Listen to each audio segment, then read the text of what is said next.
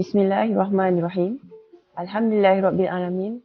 Rabbi syrahli sadri wa yassirli amri wahlul 'uqdatam min lisani yafqahu qawli. Sebelum meneruskan majlis kita pada petang ini, taklimat kita pada petang ini, marilah sama-sama kita melafazkan ummul kitab Al-Fatihah. Alhamdulillah, bersyukur kita ke hadrat ilahi. Justru dengan limpah dan kurnianya sama-sama kita dapat berkumpul dalam Google Meet pada petang ini, bersama-sama dengan guru-guru pembimbing dari pelbagai sekolah. Saya percaya di seluruh Kintab Utara ini, saya Puan Nurul Izzah binti Muhammad Sharif selaku wakil daripada unit praktikum IPG Kampus Ipoh, ingin merakamkan jutaan terima kasih kerana tuan-puan sudi bersama kami pada hari ini, untuk kita sama-sama mendengar ilmu dan input khas untuk kita sama-sama laksanakan tanggungjawab kita dalam melaksanakan praktikum pada kali ini. Tanpa melengahkan masa lagi, saya ingin menjemput Puan Yang Maria sekali lagi untuk menyampaikan slot kita yang kedua, iaitu taklimat berkenaan dengan garis panduan praktikum yang akan dikendalikan oleh cikgu-cikgu sekalianlah nanti ya. Baik. Dipersilakan Puan Yang Maria. Okey, baiklah. Terima kasih Nurul Izzah. Sekali lagi kita ke slot garis paduan amalan profesional khususnya dalam bidang praktikum lah. Okey, jadi saya akan share slide. Jadi untuk praktikum kali ini adalah program ijazah sarjana muda perguruan ambilan Jun 2021-2025 unit W, dikenali sebagai unit W lah. Okey.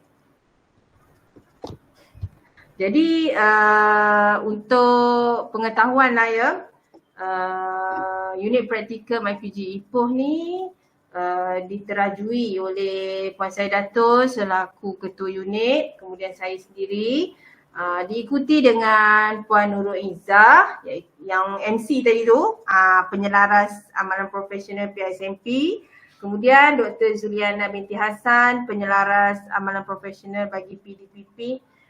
Seterusnya Tuan Haji Mat Nakai sebagai pegawai pengurusan, dan kemudian dibantu oleh Cik Azizuddin dan Puan Roslawati. Kemudian pembantu operasi kami Puan Asrofah. Okey, kita fokus kepada garis panduan praktikum PISMP, yang mana garis panduan ni kita ikut garis panduan lah dijadikan sebagai rujukan oleh pelajar, oleh pensyarah penyelia, guru pembimbing, pengurus sekolah bagi memahami, menghayati peranan dan tanggungjawab masing-masing lah dalam menjayakan amalan profesional di IPG. Garis panduan ini juga dapat membantu pensyarah penyelia, praktikum dan guru pembimbing, cikgu-cikgu sekalian dalam melaksanakan tugas bimbingan, penyeliaan dan penilaian pelajar. Okey, inilah buku garis panduan amalan profesional transformasi praktikum IPG. Yang mana berkuat kuasa Januari 2016, yang dikemas kini Disember 2020. Bukanlah praktikum sekarang ni bukan macam yang zaman kita dulu dia ada beza, dia ada teorinya. Zaman saya dulu tak ada macam tu. Tapi zaman sekarang ni dah ada apa itu. Okey.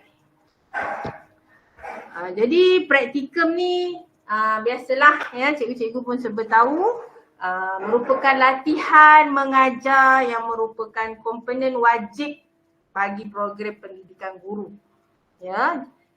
Jadi praktikum ni memberi peluang lah untuk pelajar bagaimana nak praktikkan pengetahuan yang dipelajari di IPG.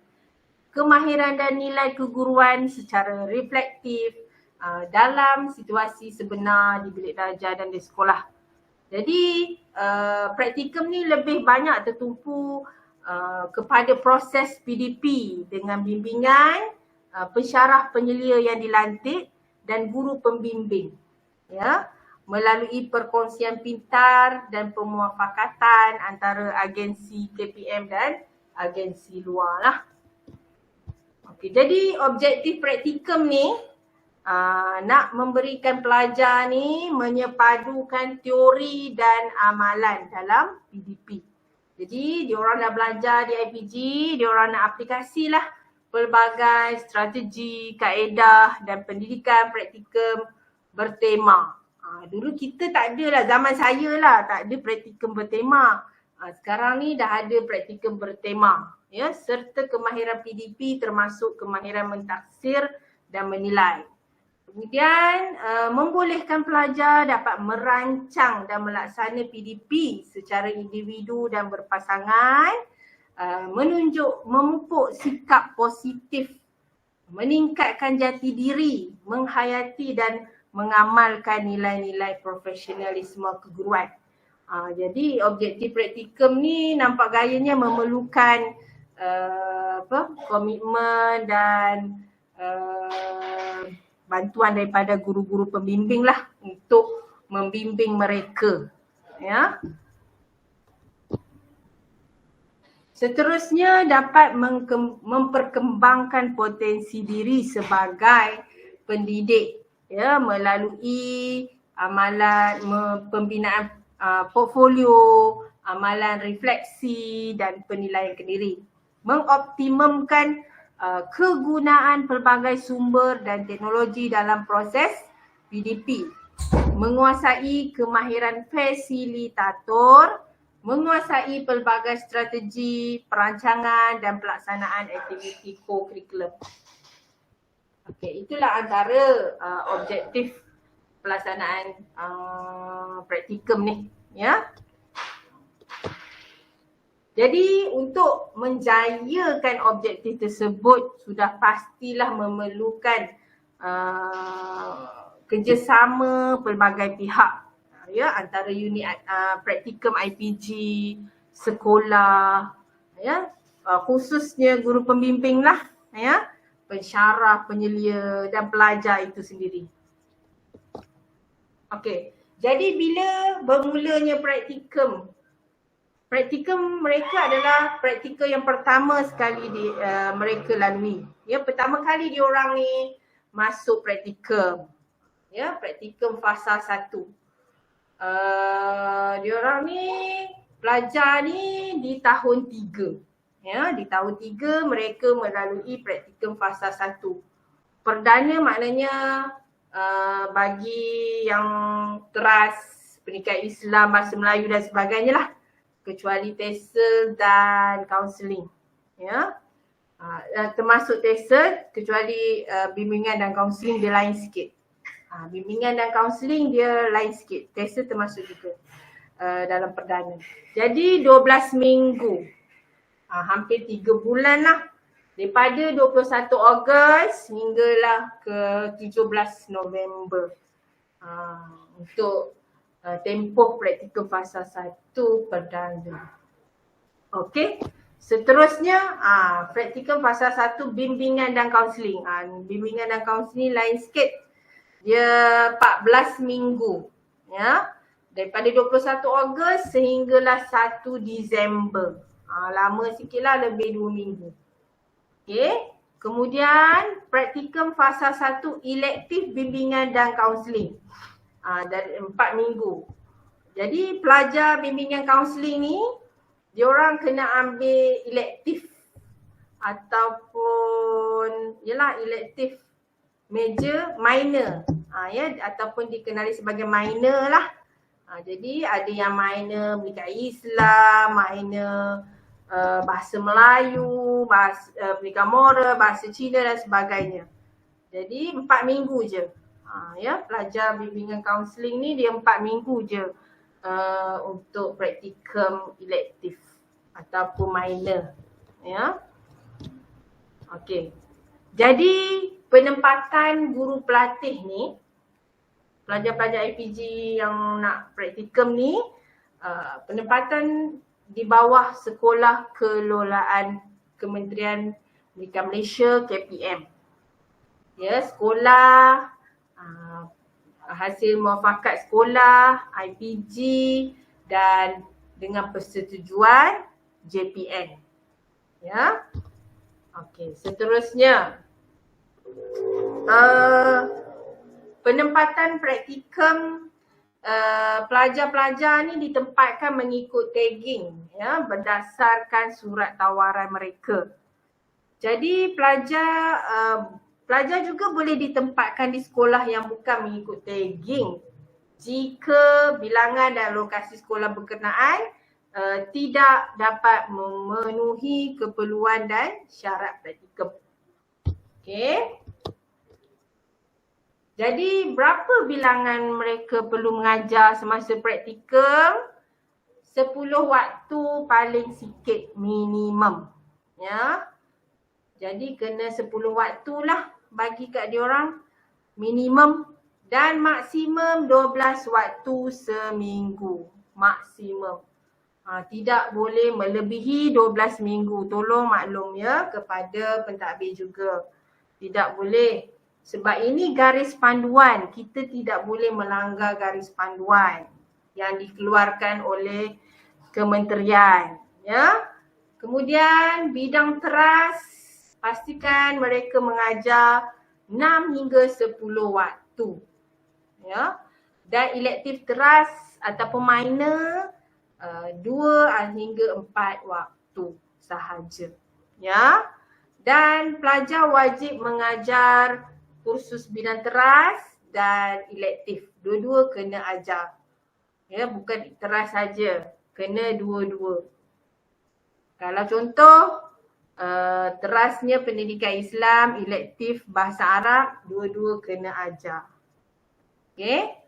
Kalau dia terasnya 10 waktu, maka elektifnya perlu 2 waktu sahaja. Kalau terasnya 6 waktu, maka elektifnya boleh 4 atau 6. Sebab maksimum 12. Okay, kemudian mereka juga perlu membuat pengajaran berpasangan sekurang-kurangnya 2 kali.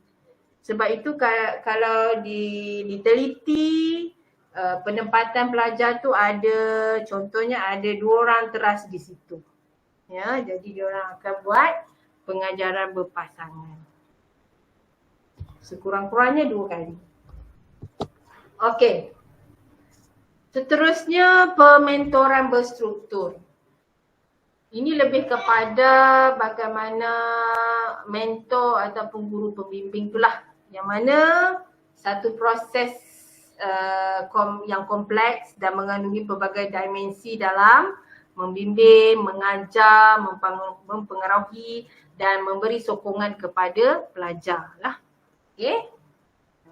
Mentor ni memimpin, membimbing dan menasihati guru yang baru dan kurang berpengalaman untuk menghadapi suatu suasana kerja berdasarkan perkongsian pengalaman dan maklumat.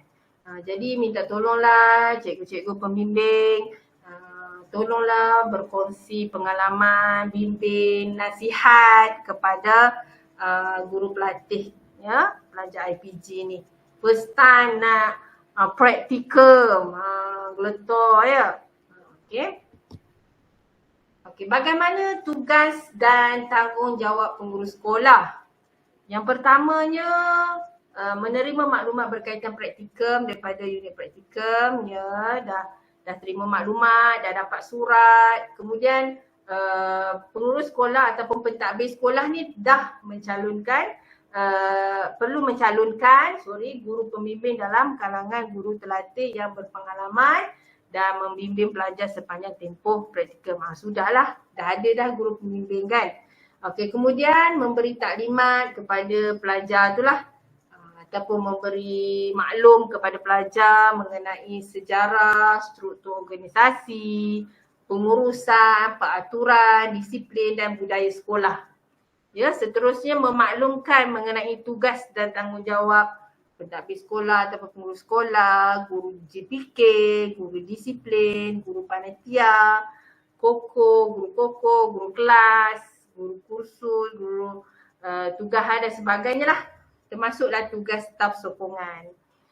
Kemudian memaklumkan mengenai latar belakang murid dan masyarakat setempat, tugas dan tanggungjawab pelajar di sekolah, pengelolaan aktiviti co-curriculum dan maklumat-maklumat lain yang berkaitan di sekolah ya.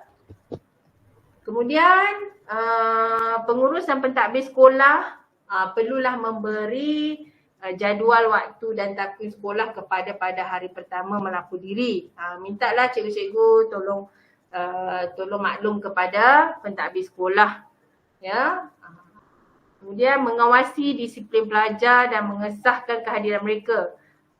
Jadi pihak sekolah minta tolonglah awasi disiplin pelajar dan sahkan kehadiran mereka lah melalui ada rekod kehadiran ya. Ada borang kehadiran yang perlu mereka isi dan memberitahu secara bertulis kepada pihak IPG tentang pelajar yang tidak menjalankan tugas dengan memuaskan, tidak hadir tanpa sebab, terlibat dengan kes-kes disiplin ataupun menghadapi masalah kesihatan dan kemalangan. Ya, minta tolong maklum segera kepada kami. Okey. Seterusnya, pihak sekolah perlu menyemak dan mengesahkan rancangan pengajaran pelajar. Ya, selalunya hari Jumaat kan hantar RPH, minta hantar sekali. Ya, pelajar tersebut perlu hantar sekali lah. Mengesahkan kehadiran pelajar dengan menandatangani borang kehadiran praktikum. Ya, sebulan sekali pelajar ni perlu hantar borang kehadiran praktikum ke unit praktikum. Memastikan guru pembimbing memberi bimbingan dan tunjuk ajar secara berterusan kepada pelajar berdasarkan jadual kerja penyelidikan yang disediakan. Ya, jadi ada jadual ya, bila minggu pertama ke minggu keempat ke untuk memberi bimbingan ya. Mengambil berat hal-hal berkaitan dengan kebajikan pelajar, memastikan segala proses berkaitan dengan pelaksanaan penyelidikan praktikum dilaksanakan dengan sempurna dan berkesan. Okey. Memastikan pelajar dilibatkan sebagai pembantu guru penasihat dalam komponen co-curriculum dan memastikan pelajar tidak diberi kelas ganti relief ya melebihi 5 waktu seminggu. Jangan asyik beri kelas ganti je kan. Tidak boleh tapi tidak boleh melebihi 5 waktu dalam seminggu. Minta maklum jugalah ya. Okey. Tugas dan tanggungjawab cikgu-cikgu sebagai guru pembimbing.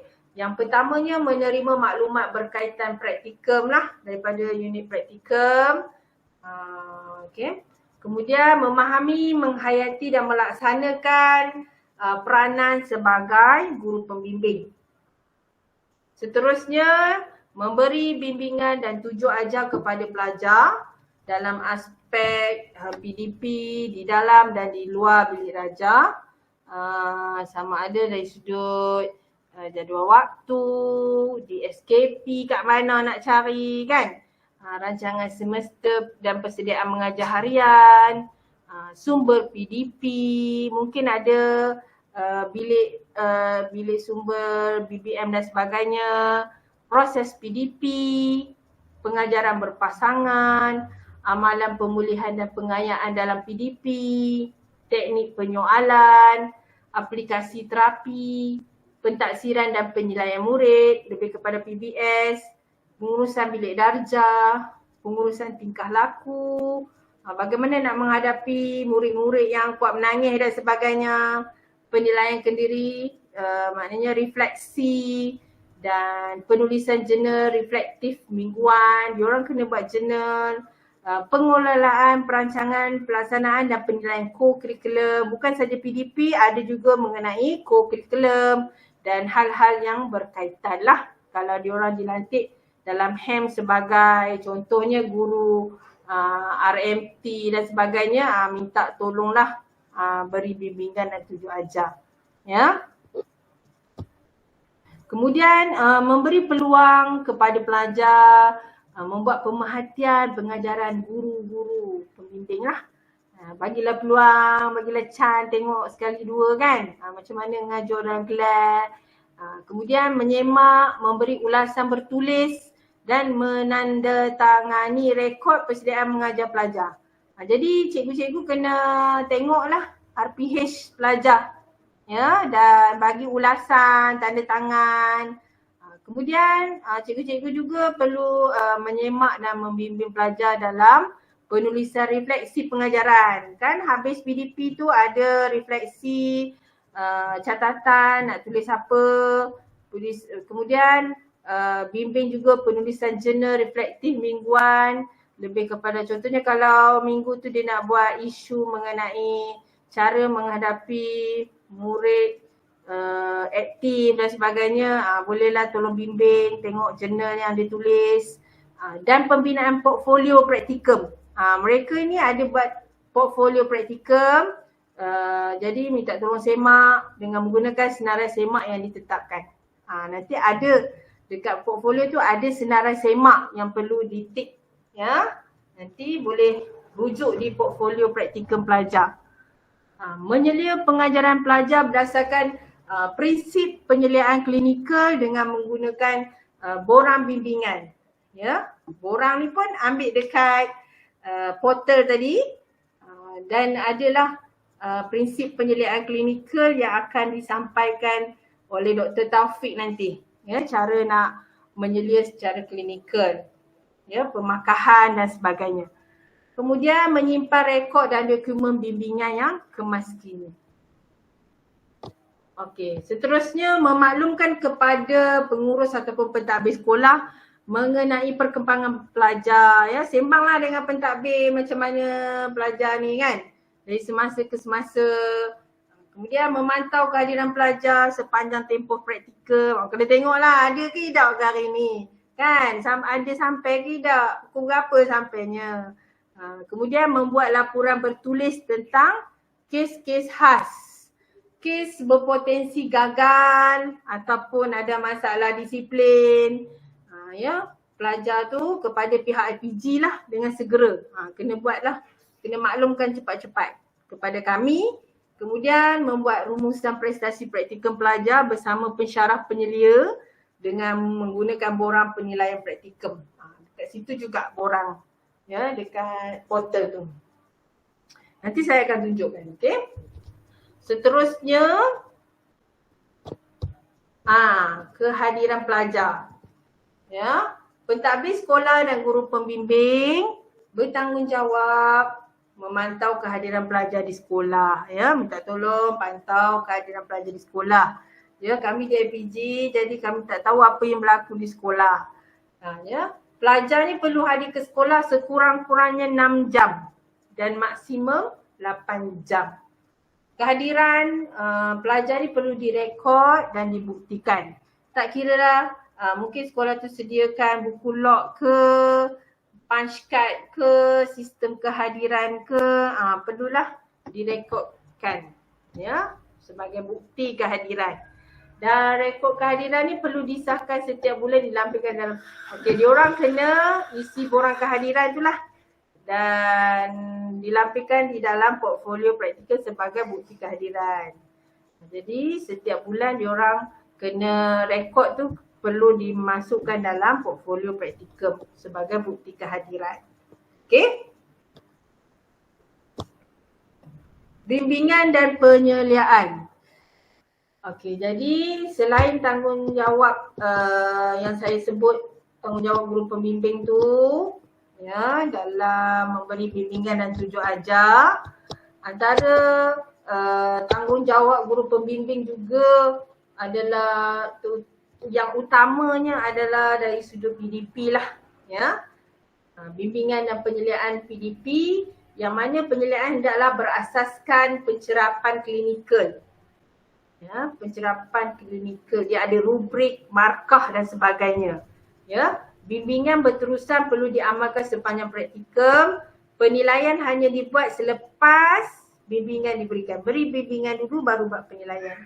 Jadi guru pembimbing ni akan membimbing pelajar setiap kali pertemuan dengan mengisi borang PR1. Ya, jadi setiap kali pertemuan ada jadualnya, nanti saya akan tunjukkan. Guru pembimbing perlu mengisi borang PR1, iaitu borang yang mengandungi skala, rubrik dan sebagainya. Okay, skala 5 ke 4 ke 3 ke ya. Okey, inilah rupa borang bimbingan praktikum PR1.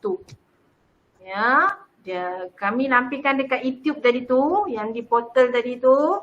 Dekat situ ada juga disediakan borang bimbingan praktikum PR1. Ya, sama dari sudut pengisiannya ada skala lah di mana tahap pelajar tersebut. Contoh kat sini, hasil pembelajaran eksplisit tepat, jelas dan mengikut kebolehan murid. Tahap 4. Ya, kalau tidak tepat dan tidak sesuai dengan kebolehan murid, tahap 1. Ya, dia adalah skalanya. Ya. Okey, PR1 nak tentukan tahap. Okey. Nanti lepas saya nanti akan ada taklimat bagaimana nak memberi penilaian secara klinikal. Ya. Okey, jadi untuk penilaian bimbingan praktikum ni, okay, perlu melalui praktikum yang bertema. Macam dulu zaman saya lah, praktikum tu menyeluruh. Zaman sekarang ni praktikum memang menyeluruh tetapi ada tema, berfokus. Okay, apa fokusnya, apa temanya? Okay. Kolaboratif 3 penjuru untuk mengukuhkan nurses theory and practice. Okay, ni praktikum menggunakan teori nurses and practice yang mana pensyarah kolaboratif antara pensyarah penyelia, guru pembimbing dan pelajar. Ya. Okey, jadi pelaksanaan amalan praktikum yang berfokus kepada tema tertentu mengikut model struktur praktikum yang diguna pakai. Ya, praktikum bertema yang berfokus kepada tema-tema tertentu. Melibatkan komponen utama. Okey, temanya antaranya perancangan. Kita nak fokus mana? Perancangan ataupun pelaksanaan ataupun amalan pedagogi masa kini ataupun kemahiran insaniah ataupun refleksi. Ya, setiap komponen mempunyai tema-tema yang khusus. Jadi kalau komponen perancangan, temanya sama ada pengenalan, permulaan, perkembangan pengajaran, penutup. Dari sudut pelaksanaan, perkembangan pengajaran, pencapaian hasil pembelajaran, pentaksiran, pengurusan bilik darjah, aplikasi kebat, penerapan nilai. Amalan pedagogi masa kini, contohnya kompetisi 4C, 6C, pembelajaran terarahkan diri, project based learning, problem based learning. Kemahiran insaniah adalah kemahiran komunikasi dari sudut pemikiran kritis dan kemahiran penyelesaian masalah, ya, kerja berpasukan, pembelajaran sepanjang hayat, refleksi, pemikiran reflektif, catatan refleksi. Ya, jadi inilah antara komponen dan tema untuk praktikum bertema. Ya. Model struktur praktikum bertema. Okay. PDP dan co-curriculum lah. Sama ada perancangan, pelaksanaan, refleksi, ada amalan pedagogi masa kini ataupun kemahiran insaniah. Okay. Jadi kaedah pelaksanaan praktikum bertema ni bincang dulu, nak tengok tentang aspek kelemahan pelajar tu yang mana nak diperteguhkan lagi. Ya, jadi setuju memilih satu tema, kemudian fokuslah semasa penyeliaan dan bimbingan tadi tu. Contohnya nak dari sudut pelaksanaan, tengok bagaimana langkah 1, 2 dan 3 dan sebagainya. Kemudian penyeliaan bimbingan dibuat secara menyeluruh semasa PDP. Jadi kita tengok PDP pelajar tersebut secara menyeluruh daripada mula sampai akhir. tetapi ada fokus kepada tema yang dipersetujui bersama-sama. Dekat borang tu akan ada last sekali tema yang difokuskan pada masa tersebut. Ya. Contohnya, okey. Contohnya kat sini, okey, ni perincian lah. Dari sudut permulaan seinduksi macam mana? Okey ke tak? Bincang kat situ kan?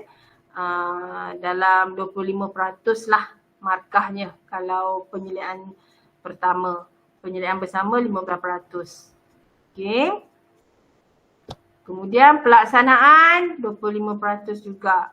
Kalau penyelidikan bersama pensyarah 15%. Penyelidikan ni adalah pensyarah ya. Kemudian amalan pedagogi masa kini. Tak apa, yang ni akan diterangkan oleh Dr. Taufik lah cara nak menilai. Ya. Dan kemudian kemarahan insaniah. Dan akhir sekali refleksi. Okay. Termasuk juga dalam komponen co-curriculum. Sama ada permainan olahraga unit beruniform ataupun persatuan. Yang mana adanya komponen dan aspek tema. Okay. Sudah pasti dah 5 komponen ni ada. Perancangan, pelaksanaan, amalan pedagogi masa kini, kemahiran insaniah dan refleksi. 10% untuk co-curriculum. Jadi jangan bimbang cikgu-cikgu untuk praktikum. Cikgu-cikgu terlibat yang saya highlight ni, bimbingan bersemuka, penyelidikan bersama, pensyarah, kolaboratif. Jadi 3 perkara ni yang cikgu-cikgu terlibat. Yang lawatan sosial, pensyarah, bimbingan maya, pensyarah, penyelidikan 1, pensyarah, penyelidikan 2, pensyarah, refleksi pertengahan praktikum juga pensyarah. Teras. Okey. Jadi cikgu-cikgu fokus kepada bimbingan bersemuka, penyelidikan bersama dan kolaboratif. Okey. Yang bimbingan bersemuka tadi tu yang PR mengisi borang PR1 tu lah. Ya. Penyelidikan bersama PR2, borang tu boleh ambil kat site tadi tu dan borang kolaboratif. Maksudnya apa itu kolaboratif? Apa itu lawatan sosial? Okey, next slide. Mengenai lawatan sosial. Okey, untuk pengetahuan lawatan sosial ni dilaksanakan oleh pensyarah penyelia teras sahaja. Jadi kenapa dibuat? Untuk mewujudkan hubungan antara pensyarah penyelia, guru pembimbing, pengurusan sekolah dan pelajar tu lah.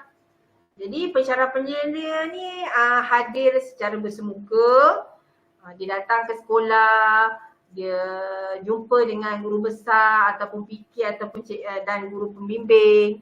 Kemudian dia juga akan jumpa pelajar, dia nak tengok dokumen praktikum, bagaimana persediaan. Dia bimbing penulisan RPH, jurnal, refleksi PDP, co-curriculum dan memberi motivasi dan sebagainya lah kepada pelajar. Jadi kat sini ada hubungan dengan semua pihak lah. Pensyarah penyelia akan datang. Okey, ke sekolah. Seterusnya kolaboratif tadi tu. Ya, yang mana para cikgu-cikgu isi borang kolaboratif, perbincangan antara pensyarah dan guru pembimbing mengenai prestasi pelajar dalam proses menentukan pemberian markah kepada pelajar. Jadi isi borang kolaboratif lah. Jadi guru pembimbing ni dan pensyarah penyelia perlu bekerjasama lah untuk mewujudkan proses kolaboratif antara sekolah dan MPG bagi memastikan pelajar ni dapat berpengetahuan, kemahiran dan sokongan yang diperlukan. Ya, mungkin pelajar ni dokumentasi dia tak berapa cantik, jadi boleh bincang dengan pensyarah untuk sama-sama memberi motivasi dan nasihat kepada pelajar tu agar menyediakan dokumen dengan lebih kemas dan cekap lah. Okey.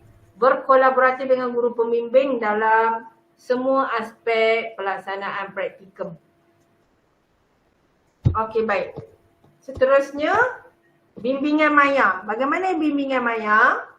Jadi bimbingan dalam talian dilaksanakan sebanyak 3 kali bagi bidang teras, 2 kali elektif dan sekali untuk bidang koko. Jadi bimbingan maya ni oleh pensyarah jugalah untuk pengetahuan cikgu-cikgu. Pensyarah perlu buat bimbingan maya kepada pelajar. Jadi pelajar ni dikehendaki memuat naik RPH, RPM, lampiran aktiviti dan akhir sekali refleksi bagi sesi PDP minggu mengikut jadual yang telah ditetapkan oleh unit praktikum lah. Ya, kami akan taklimatkan kepada pensyarah.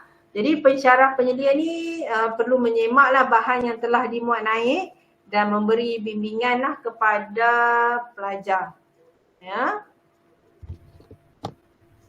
Okey, bimbingan bersemuka. Yang ni cikgu-cikgu semua terlibat bimbingan bersemuka yang mana perlu menggunakan borang PR1, boleh ambil di portal site. Jadi pensyarah penyelia pun ada guna juga borang ni untuk membimbing bimbing pelajar secara bersemuka untuk melihat PDP, semak portfolio, RPH dan jurnal. Ya. Penyeliaan borang PR2 ya, dilaksanakan oleh pensyarah penyelia saja. Ya, cikgu-cikgu tak terlibat untuk ini. Penyeliaan borang PR2. Jadi pensyarah penyelia ni melihat pelaksanaan PDP dan memberi markah. Ya, markah ni diperolehi akan menentukan pencalonan cemerlang. Pensyarah penyelia juga menyemak BBM, portfolio, RPH dan jurnal. Okey, penyeliaan bersama borang PR2. Yang ni guru pembimbing terlibat. Ya, dalam penyeliaan bersama ni guru pembimbing terlibat. Bersama-sama dilaksanakan secara bersemuka bersama pensyarah penyelia. Jadi pensyarah penyelia dan guru pembimbing ni bersama-sama melihat pelaksanaan PDP pelajar, kemudian memberi markah. Ya. Markah diperolehi akan menentukan pencalonan cemerlang. Jadi pensyarah penyelia juga menyemak, guru pembimbing juga menyemak BBM, portfolio, RPH dan jurnal lah. Okey. Penilaian, ya, syarat taksiran prestasi pelajar dalam praktikum. Jadi asas taksiran untuk menetapkan prestasi pelajar ni berdasarkan kepada bimbingan dan penilaian formatif dan sumatif. Ya, penilaian formatif ni dibuat secara berterusan oleh guru pembimbing, pensyarah penyelia dengan menggunakan borang bimbingan lah, PR1 dan PR2. Ya, terutamanya PR2 lah. Kemudian pensyarah penyelia dan guru pembimbing akan membuat rumusan prestasi pelajar menggunakan borang penilaian praktikum PR2 tadilah, ya, yang mana penyeliaan bersama. Penilaian praktikum pelajar dalam praktikum dibuat berdasarkan komponen-komponen yang terjelaskan dalam jadual, ya. Maknanya adalah dalam borang tu. Okey. Semasa praktikum juga IPG Ipoh menyokong program bantu baca yang dilaksanakan di dalam waktu praktikum pelajar. Ya, tapi tidaklah wajib. Ya, program bantu baca Kementerian Pendidikan Malaysia ni dibuat secara sukarela lah oleh guru pelatih dengan sokongan pentadbir sekolah. Ya, kalau guru pelatih tu buat, okeylah dengan sukarela dan disokong oleh pentadbir sekolah. Okey, jadi penglibatannya semua pelajar praktikum lah. Jadi peratusan terlibat akan dibentang dalam mesyuarat pengarah. Tempat dan tempoh pelaksanaan sekolah tempat praktikum daripada 30 Ogos hingga 1 November. Strateginya, pelajar akan bantu guru bahasa Melayu melaksanakan intervensi bantu baca. Ya, contohnya modul literasi bahasa Melayu dan ada pelaporan online. Ya. Jadi kalau nak terlibat boleh dialu-alukan, tapi yang ni penglibatan ni secara sukarela lah oleh guru pelatih tu sendiri. Kalau nak buat program ni eloklah dengan sokongan pentadbir sekolah. Okey. Okey, kita tengok kepada pemetaan bimbingan dan penyeliaan praktikum. Guru pembimbing teras ataupun meja kan, dulu sebut meja minor kan. Jadi guru pembimbing teras, minggu pertama boleh dah buat bimbingan bersemuka, F2F2 face to face, bersemuka lah. Dia masih ada zaman COVID dulu masih kita menggunakan face to face dan sebagainya. Istilah tu ada lagi. Bimbingan bersemuka. Minggu pertama tu bolehlah isilah borang PR1 tu. Tengok pelajar mengajar boleh isi dah borang PR1 tu. Di mana tahap pelajar tu. Dan berilah bimbingan. Kemudian dah beri bimbingan, boleh kita tengok pula pada minggu keempat, bimbingan bersemuka, minggu keempat. Kemudian minggu kelima kolaboratif, maksudnya kena isi borang kolaboratif, bincang dengan pensyarah, apa perkembangan pelajar tu. Apa perkembangan pelajar, apa kekuatan, kelemahan dan sebagainya lah. Boleh bincang dengan pensyarah dan bagaimana cara mengatasinya. Begitu juga minggu ke-6 adanya bimbingan bersemuka lah. Cikgu-cikgu boleh buat bimbingan bersemuka lagi. Kemudian minggu ke-8 kolaboratif, bincang dengan pensyarah. Dan minggu 9 bersemuka face to face. Masuk kelas boleh tengoklah cara pengajaran PDP guru pelatih. Dan isi borang PR1. Berdasarkan tema tu juga yang 5 tema perancangan, pelaksanaan dan sebagainya tu. Kemudian minggu ke-11 dan minggu ke-12 adalah penyeliaan bersama pensyarah. Jadi penyeliaan bersama ni akan memberikan unjuran markah lah. Bincang dengan pensyarah. Kalau nak mencalonkan pelajar cemerlang, 3 minggu sebelum ni dah kena maklumkan, untuk maklumkan kepada pensyarah untuk mencalonkan cemerlang dan sebagainya lah, untuk kami buat rentasan cemerlang. Okey. Kemudian guru pembimbing elektif, minggu kedua dah boleh buat bimbingan bersemuka. Minggu kelima bimbingan bersemuka. Minggu ke-6 kolaboratif, bincang dengan pensyarah. Minggu ke-8 bersemuka. Dan minggu 10 penyeliaan bersama. Jika calon pelajar tersebut cemerlang, perlu dibuat penyeliaan bersama dengan cepatlah, 3 minggu sebelum. Okey. Ada nak tanya ke?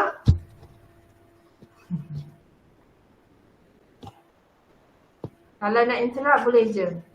Okey, seterusnya. Jadi kita tengoklah rumusannya, bimbingan, kolaboratif dan penyeliaan. Okey, jadi pihak sekolah ataupun guru pembimbing akan dalam bidang teras akan membimbing pelajar face to face, bersemuka, maksudnya masuk kelas, isi borang PR1 4 kali. Jadi cikgu-cikgu membimbing pelajar tersebut 4 kali. Masuk kelas, isi borang PR1, beri bimbingan. Sebanyak 4 kali. Kemudian penyeliaan bersama pensyarah sekali, yang akhir sekali. Kemudian kolaboratif, mengisi borang kolaboratif 2 kali, bincang dengan pensyarah. Kemudian bagi bidang elektif, bimbingan hanya 3 kali, kurang sekali je lah. 1 penyeliaan bersama pensyarah dan 1 kolaborasi. Kolaboratif, Seterusnya, okey, setakat ni okey ya. Kalau ada nak tanya boleh je masuk. Okey. Jadi 12 minggu, inilah jadual yang kita perlu pegang, kita perlu masuk. Andai katalah minggu 1 tu sibuklah berbenar kan, boleh je minggu 2, tak ada masalah. Cumanya jangan tertinggal langsung, sudahlah, itu je. Andainya kata minggu 4 ni ada program, nak masuk minggu 3 diawalkan, boleh juga. Ya, berbincanglah dengan pelajar tersebut. Okey. Boleh ya cikgu-cikgu? Okey, seterusnya. Bagi bidang TESOL. TESOL dia tiada elektif, tak ada minor. Ya, pelajar TESOL tak ada minor. Jadi diorang hanya guru pembimbing teras sahaja, iaitu minggu pertama bimbingan bersemuka, minggu ketiga bimbingan bersemuka, minggu kelima kolaboratif, minggu keenam bimbingan bersemuka, minggu ke-8 kolaboratif, minggu ke-9 bimbingan bersemuka dan minggu 11 ataupun 12 atau ya sekali je penyeliaan bersama. Ya. Penyeliaan bersama pensyarah. Okey, itu TESOL. Jadi jadi cikgu-cikgu TESOL akan membimbing secara bersemuka 4 kali, masuk kelas, isi PR1 sebanyak 4 kali sepanjang tempoh praktikum. Ya, jadi bimbingan 4 kalilah. Penyeliaan dan kolaboratif sekali dalam penyeliaan bersama pensyarah dalam pemberian markah, kemudian 2 kolaboratif, 2 kali kolaboratif lah, berbincang dengan pensyarah bagaimana perkembangan pelajar tersebut 2 kali. Okey, itu TESOL. Seterusnya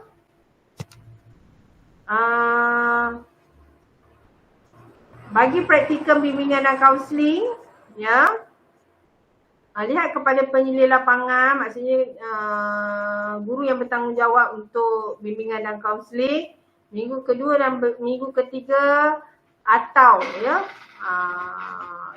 minggu kedua dan ketiga bimbingan bersemuka, minggu 6 bimbingan bersemuka, minggu 9 bimbingan bersemuka, minggu 12 bimbingan bersemuka dan kemudian penilaian bersama. Penilaian bersama. Diorang tak ada penyeliaan bersama. Okey. Jadinya 1, 2, 3, 4 kali bimbingan bersemuka. Okey, kolaboratif ada sekali. 2 kali. K1, K2 ni. Okey, kemudian elektif teras bagi pelajar bimbingan dan kaunseling hanya 4 minggu. Ya, 4 minggu je. Ya, guru pembimbing elektif teras. Kalau bimbingan kaunseling tadi penyedia lapangan 14 minggu untuk bimbingan dan kaunseling. Manakala guru pembimbing elektif teras 4 minggu, 1, 2, 3, 4. Bimbingan bersemuka sebanyak 3 kali, kemudian penyediaan bersamalah. Okey. Jadi waktu mengajar 8 ke 10 minggu waktu seminggu untuk elektif. Okey. Kemudian cikgu-cikgu perlu menandatangani borang kekerapan penyeliaan. Ya. Ada borang ni perlu pelajar sediakanlah.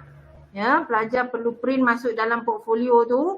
Jadi setiap kali penyeliaan masukkan tanda tangan dan tarikh. Ya. Kat sini ada masukkan tanda tangan dan tarikh setiap kali membuat bimbingan dan penyeliaan lah. Okay. Seterusnya pelaksanaan co-curriculum.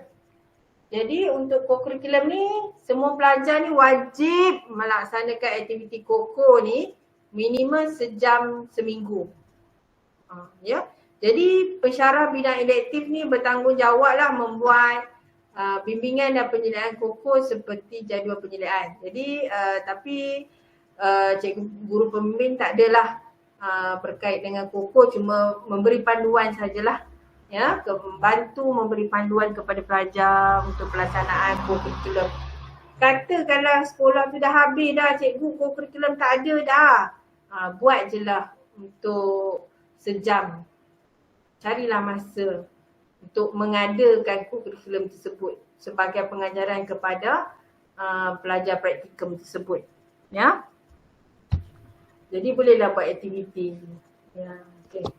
Seterusnya, pelajar perlu melaksanakan sekurang-kurangnya satu aktiviti KOKO dalam mana-mana komponen co-curriculum.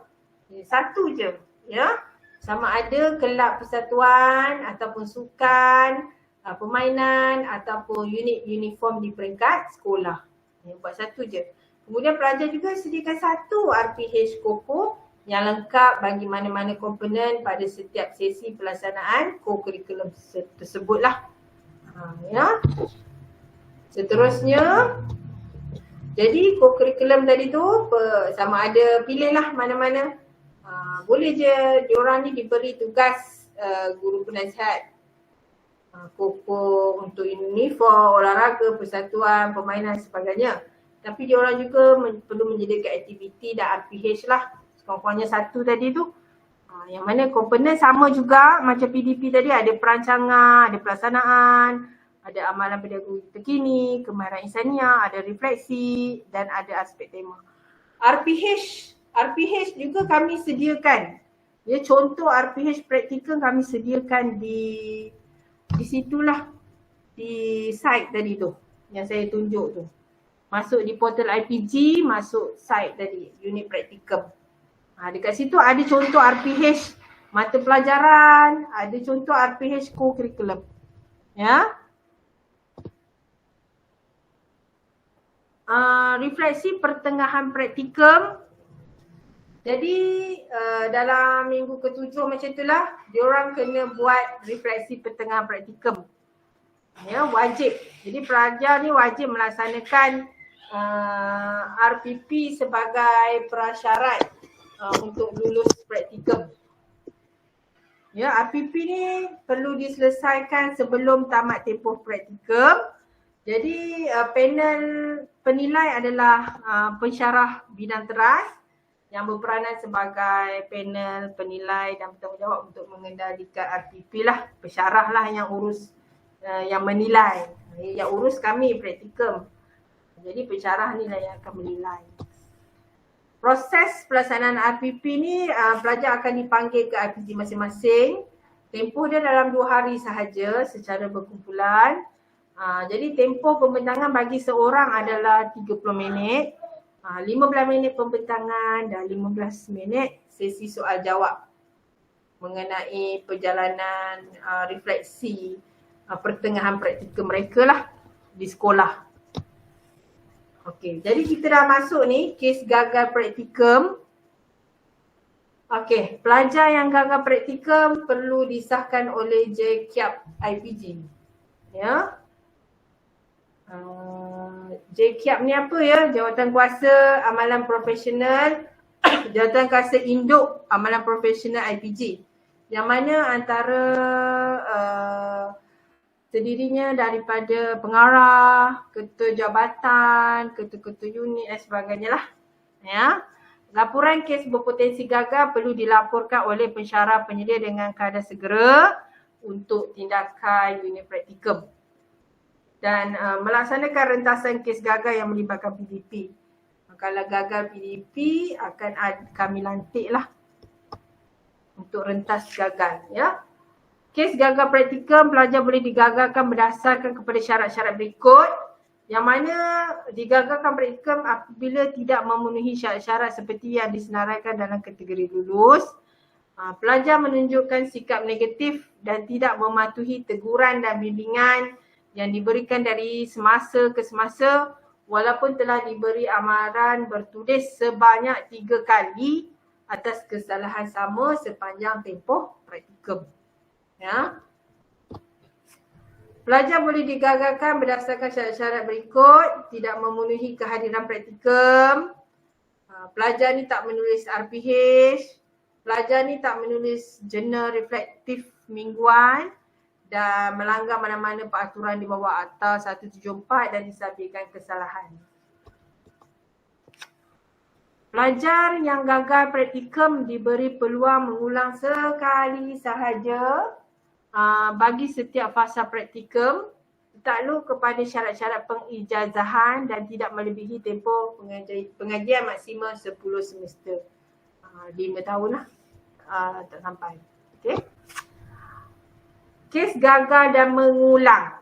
Ya, dia gagal kemudian dia mengulang. Disebabkan oleh masalah disiplin atau Akta 174, dia akan kena mengulang lah seluruh air praktikum dia dan bila dia mengulang dia hanya layak dapat maksimum C sahaja. Ya. Kalau pelajar yang mengulang praktikum sebab yang dibenar oleh pengarah ataupun rektor IPG, maka dia layaklah dapat grade asal. Kalau dapat A, jadi dia dapatlah A. Sebabnya yang dibenarkan oleh pengarah ataupun rektor. Yang mana contohnya sakit ke, dia tak dapat meneruskan praktikum, kes-kes khas, bencana alam, menyertai misi negara dan sebagainya. Kalau yang masalah disiplin tu kalau dia mengulang dapat C. Kalau ada sebab-sebab yang dibenarkan boleh mendapat grade asal dia A ke kan. Dapat tadi. Okay. Kemudian prosedur rentasan gagal PDP. Ya, melengkapkan borang pencalonan gagal praktikum bersama laporan kes gagal. Jadi unit praktikumnya akan, jadi itu pensyarah lah ya, mengisi borang pencalonan gagal dan kemudian unit praktikumnya akan melantik 2 orang perentas gagal lah. Jadi perentas ni akan buat laporan kes. Jadi keputusan rentasan ni perlu diserahkan kepada unit praktikum dengan kadar segera selepas selesai proses rentasan. Ya. Ini untuk maklumat sajalah ya. Kemudian melaksanakan prosedur kes praktikum bersama laporan kes gagal, melantik perentas untuk mengesahkan kes gagal. Okey. Jika ada kes praktikum, jadi borang kes praktikum ni akan diisi oleh pensyarah. Jadi sekiranya pentadbir sekolah ataupun guru pembimbing ni nak lapor kes praktikum pelajar melalui kaedah berikut. Yang pertama mesti melaporkan kepada pensyarah penyedia ataupun unit praktikum terus. Boleh. Ya, menghantar surat rasmi aduan tentang kesalahan pelajar kepada unit praktikum IPG ke Ipoh. Ya, boleh. Laporkan terus kepada unit praktikum ataupun pensyarah dan menghantar surat rasmi untuk kami buat tindakan seterusnya. Okey. Surat amaran ada 3, boleh keluarkan 3 kali. Kes praktikal surat amaran 1, 2, 3 yang mana yang ni hanya pensyarah sahaja yang boleh mengisinya. Okey. Contohnya kat sini tidak ada koko, ada lewat, tidak menyediakan refleksi PDP, tidak mematuhi bantuan sekolah dan sebagainya lah. Sikap negatif. Okey. Kemudian pengakuan pelajar. Jadi hanya untuk gunaan pensyarah punya. Jadi selepas pensyarah tu mengisi kes praktikum tadi tu, mengisi surat amaran. Jadi pelajar pun membuat pengakuan pelajar sambutan kes praktikum. Ya. Okey, kehadiran praktikum.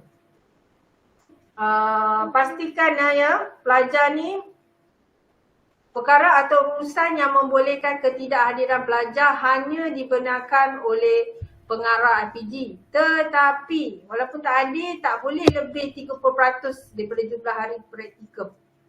Walaupun dia cuti sakit, ya pelajar cuti atau cedera dan disahkan oleh pegawai perubatan. Boleh, tapi tak boleh melebihi 30%. Menjadi saksi atau terlibat dalam pembicaraan kes mahkamah. Yang ketiganya, ahli keluarga terdekat meninggal dunia dengan disertakan sijil kematian, peristiwa di luar jangkaan atau hal-hal kecemasan. Okey, sebab-sebab lain yang dibenarkan oleh pengarah IPG, pengurus sekolah dengan mengisi borang seperti dalam lampiran. Ada ya borang ketidakhadiran boleh diisi. Kes-kes lain tertakluk kepada pengkeliling perkhidmatan yang sedang berbuat kuasa. Dan akhir sekali tidak dibenarkan melibatkan diri dalam aktiviti luar sepanjang tempoh praktikum kecuali dengan kebenaran rektor dan pengarah kampus. Saya ada satu kes tu, pelajar tu dia nak jadi pegawai untuk SPRM, ya.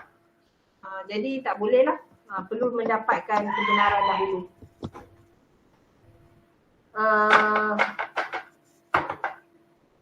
kehadiran praktikum. Jadi tindakan bagi kes kehadiran kurang 100% dengan kebenaran dan 90% ke atas. JKIAP ni akan menentukanlah sama ada pelajar perlu melengkapkan kehadiran. Kalau 70 hingga 89.9% pelajar wajib melengkapkan kehadiran. Kalau kurang 70%, pelajar wajib mengulang keseluruhan praktikum. Kalau kurang 70% lah. Okey. Seterusnya, isu-isu praktikum. Ya, kehadiran pelajar tidak hadir atau lewat hadir ke sekolah, ya. Pastikan pelajar ni tidak lewat ke sekolah, minta nasihat, tegur diorang supaya datang awal. Okey. Temakan portfolio. Ya, adalah tanggungjawab pelajar untuk melengkapkan dan tanggungjawab guru pembimbing dan pensyarah lah untuk menyemak portfolio mereka. Nanti saya tunjuk ya portfolio yang perlu disediakan oleh pelajar. Bilangan bimbingan dan penyediaan perlu mencukupi seperti yang ditetapkan oleh garis panduan. Yang saya tunjuk tadi, jadual pemetaan, bila masa nak bimbingan bersemuka dan sebagainya. Ya. Kemudian aduan kes pelajar, ikutlah prosedur. Buat surat rasmi dan boleh hantar kepada pensyarah ataupun melalui unit praktikum teruslah. Okey, patuhi tarikh. Ya, jadi pelajar perlu jika ada surat mengenai refleksi pertengahan praktikum, jadi diorang kena buat refleksi pertengahan praktikum, pembentangan. Ya, diorang pembentangan lah. Dan patuhi tarikh juga bagi pencalonan cemerlang. Sekejap ya, saya takut bateri habis.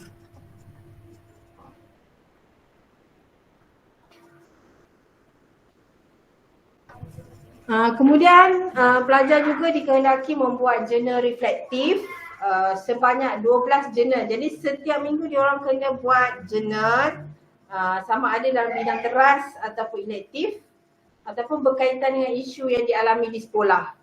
Contohnya isu ponteng kelas, ponteng sekolah dan sebagainya lah. Tapi digalakkan banyakkan dalam bidang keras. Sekurang-kurangnya ada satu elektif, satu kedua dan isu yang di sekolah lah.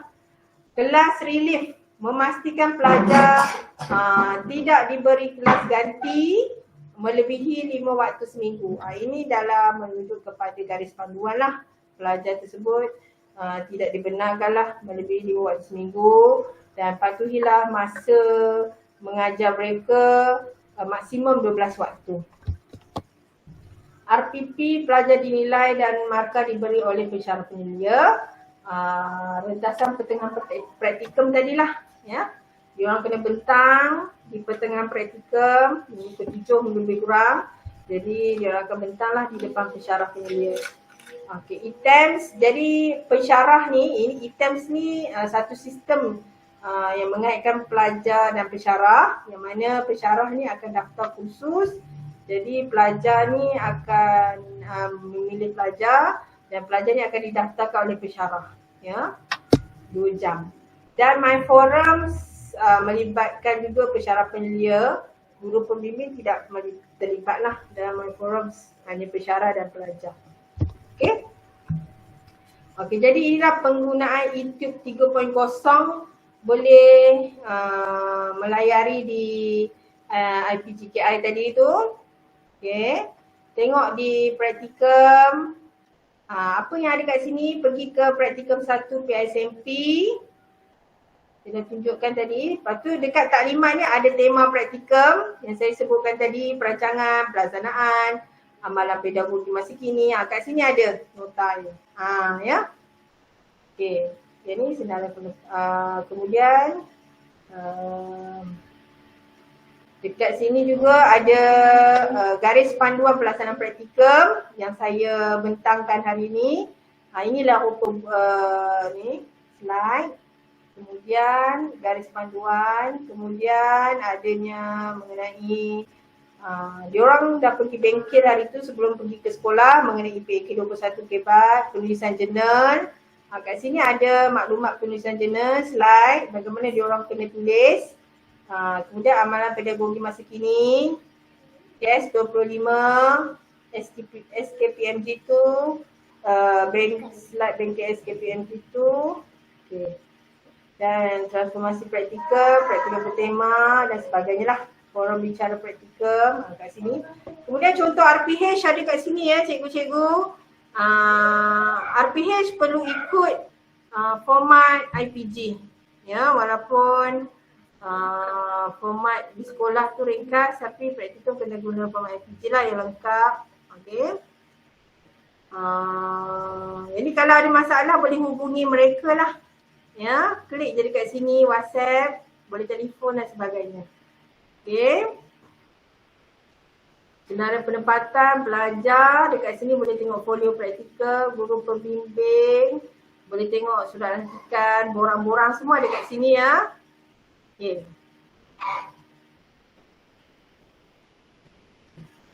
Okey, seterusnya ya.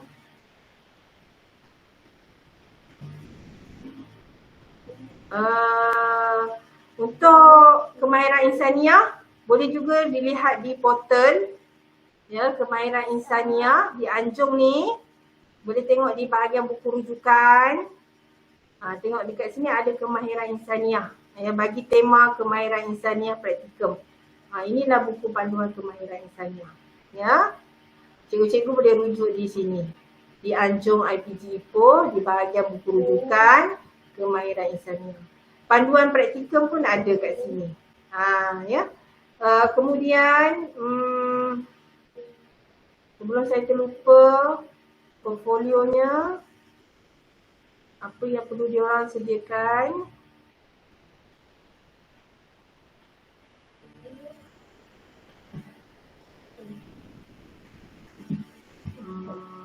Okey. Jadi inilah 3 portfolio yang mereka perlu sediakan, iaitu file BBM, file portfolio praktikum, file RPH. Okey, bagi file portfolio praktikum, adanya maklumat diri mereka, maklumat sekolah, maklumat tugas, maklumat kurikulum, jurnal. Kat sini lah boleh tengok jurnal dan lain-lain lah. Inovasi dan sebagainya. Jadi diorang kena sediakan portfolio praktikum. Okey. Seterusnya perlu menyediakan portfolio RPH yang mana perlu ada putera peribadi, DSKP, rancangan semester, rancangan pengajaran mingguan, harian dan sebagainya kat sini. Borang PR1, senarai nama murid kat sini. Ya, jadi seterusnya mereka perlu menyediakan portfolio BBM. Okey. Jadi diorang wajiblah 3 portfolio ni diorang bawa ada setiap hari. Ya. Kemudian yang ni permohonan pengujian daripada praktikal. Kemudian ya tolonglah cikgu-cikgu tolonglah bimbing pelajar IPG ni dari sudut pergaulan mereka ya. Harapnya mereka dapat bergaul bukanlah mesra macam mana, harmoni ya, pergaulan harmoni antara warga sekolah ya, tak kiralah cleaner ke, pak guide ke, mak guide ke kan. Pergaulan yang harmoni dalam sekolah lah. Ya. Dan pastikan juga nasihatkan supaya mereka ni tidak membuat konten media di sekolah.